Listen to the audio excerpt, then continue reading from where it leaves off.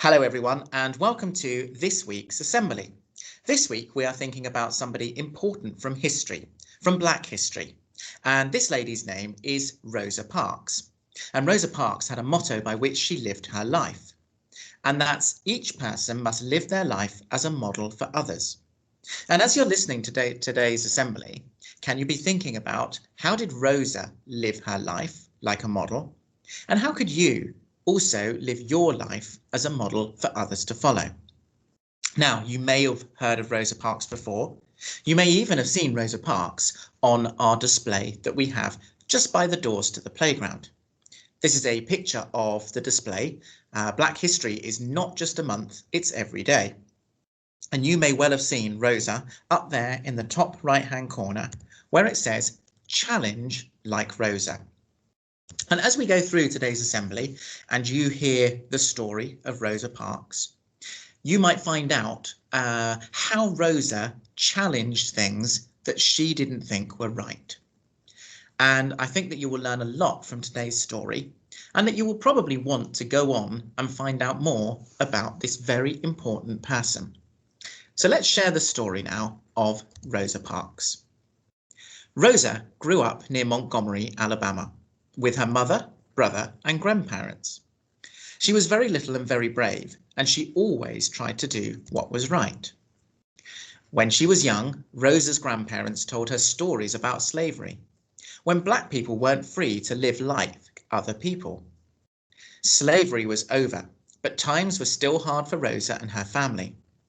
Black people were treated very badly and told they were not equal to white people.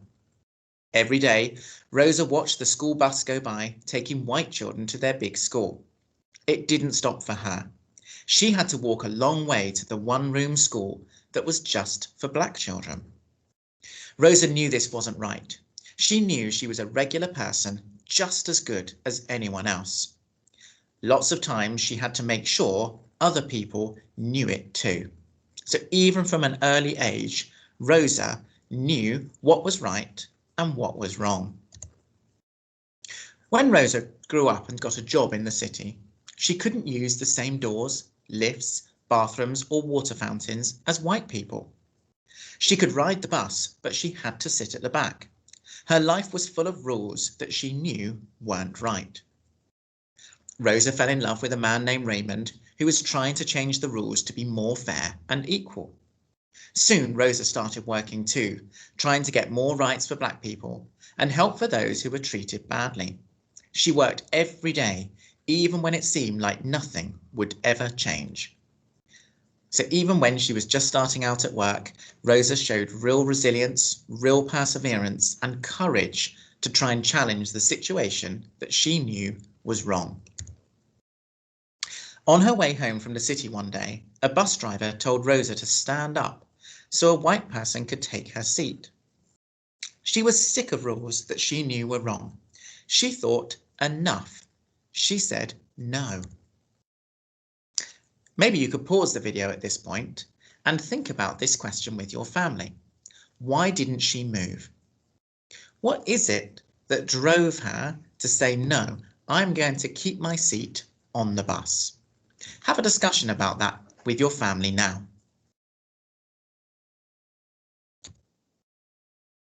Following this incident, Rosa was taken to jail.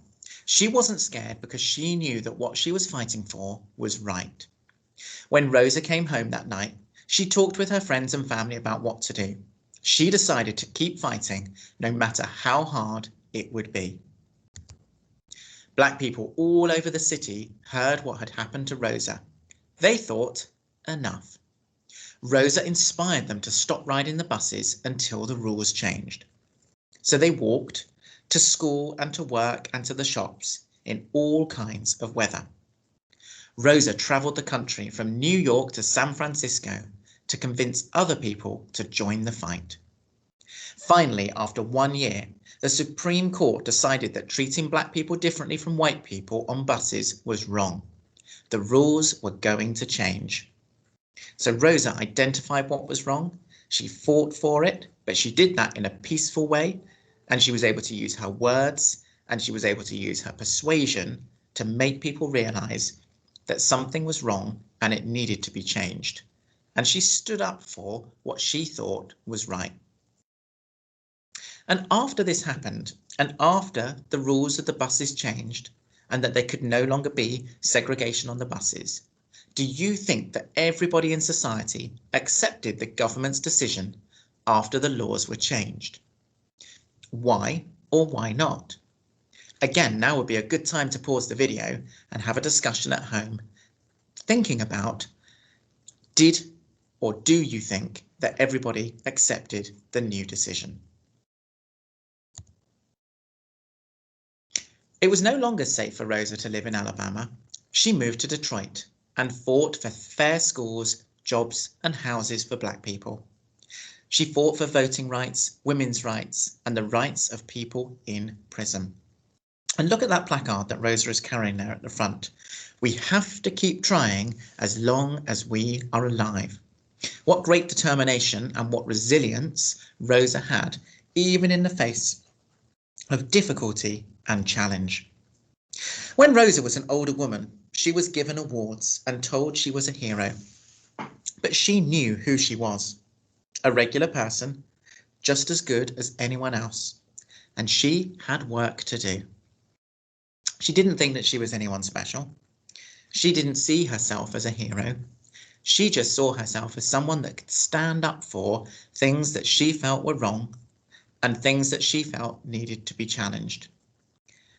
And actually, she was a hero in the way that she went about this, and in the way that she managed to get laws changed, and the way that she managed to ensure that there was fairness and equality between people, no matter what the colour of their skin, which is how we should be living out our lives today and how we work together as an Arc Swift community.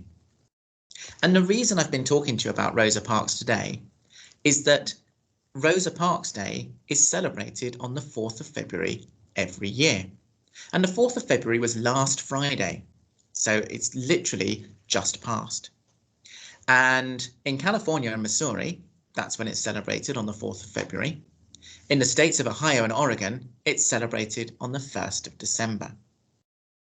The 4th of February is Rosa Parks' birthday, and the 1st of December is the day that Rosa Parks was arrested. And this day was first celebrated in the year 2000 in California. Now, before I go on to the next slide, you might want to pause the video and see, can you find these states on a map of America? So that's California, Missouri, Ohio, and Oregon. I will show them to you on the next slide, but you may want to pause to see if you can find them for yourself. And here they are. We've got Oregon and California, which are on the west coast. And then we have Ohio and Missouri, which are sort of mid-America, and then also moving up towards the Great Lakes before we get to the border with Canada. And if you've enjoyed hearing about Rosa Parks and how Rosa challenged things that were not right, you might like to watch this video clip. And you can hear about the true story of Rosa Parks. And in this film, she tells the story of her life. She shows how her refusal to give up her seat to a white person changed the rules of American society and led towards equality and justice for everyone, whatever the colour of their skin. And isn't that the world in which we should all live? And really be thinking about that, how you can be a model to other people, and what can you do in your life to ensure that there is equality and justice for everyone. So I'd encourage you to visit this site on the BBC website. It's a 15-minute film, which is a dramatised piece all about Rosa's life. Find out some more. You may want to do some research into Rosa Parks yourself and find out more about this incredible person. I hope you've enjoyed listening to today's assembly. It's been lovely to be talking to you as always, and I look forward to any information that you might found about Rosa that you might like to share with us. Thank you very much for listening to our assembly today. Take care and look forward to speaking to you again soon. Bye.